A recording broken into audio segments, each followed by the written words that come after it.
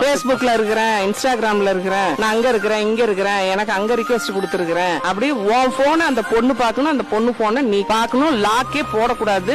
ரெண்டு பேருக்கு எந்த ஒளிவு மறைவும் இருக்கக்கூடாது. ரெண்டு பேரும் குழந்தைங்க முன்னாடி முதல்ல சண்டை போடக்கூடாது. அதுதான் இப்ப ஃபர்ஸ்ட் பாயிண்ட். வீட்டுக்காருடைய வீக் பாயிண்ட குழந்தைங்கிட்ட சொல்லக்கூடாது. அம்மாவுடைய வீக் பாயிண்ட அப்பாட்ட சொல்லக்கூடாது. அப்பாவுடைய வீக் பாயிண்ட அம்மாட்ட சொல்லக்கூடாது. அவங்க ரெண்டு பேருக்குள்ள தெரிஞ்சுக்கலாம். அவங்க காம்ப்ரமைஸ் பண்ணிக்கலாம். குழந்தைங்களுக்கு தெரிஞ்சிருச்சுன்னா குழந்தைங்க என்ன பண்ணாங்க, மரியாதை கொடுக்காது. ஒரு குறிப்பிட்ட ஏஜ் ஆனோன்னா நம்ம ஃப்ரெண்டா பழக ஆரம்பிச்சிடணும். எதை சொன்னாலும் சரிப்பா அது செஞ்சுக்கலாம், அது செஞ்சுக்கலாம். அம்மா நான் இந்த மாதிரி ஒரு பொண்ணை நான் லவ் பண்ணிட்டேமா அப்படின்னா சரிப்பா ஒத்து வந்தா கல்யாணம் பண்ணிக்கலாம், ஒத்து வரலன்னா என்ன பண்றதுப்பா அப்படின்னு அவங்க மூலமா தான் தீர்வை கொண்டு வரணும். நம்ம இந்த மாசம் பார்ப்பா இவ்வளவுதான் வருமானம் வந்திருக்குது, இவ்வளவு செலவாயிருக்குதுப்பா, வேணும்னா உனக்கு ஏதாவது ஒரு கடனோ ஏதோ ஒண்ணாவது வாங்கியாவது உனக்கு அதை வாங்கி கொடுத்துறோம். ஆனா அதை திருப்பி அடைக்கணும்ல, அது கஷ்டம் இல்லப்பா. இந்த வருமானத்துக்குள்ள தானே செலவு பண்ணணும். நீ நல்லா படி, சம்பாதி, நீ அந்த தேவையான பொருளை வாங்கிக்கன்னு. நாங்க இவ்வளவுதான் எங்களால முடிஞ்சது, இவ்வளவுதான். வேணும்னா நீ நீ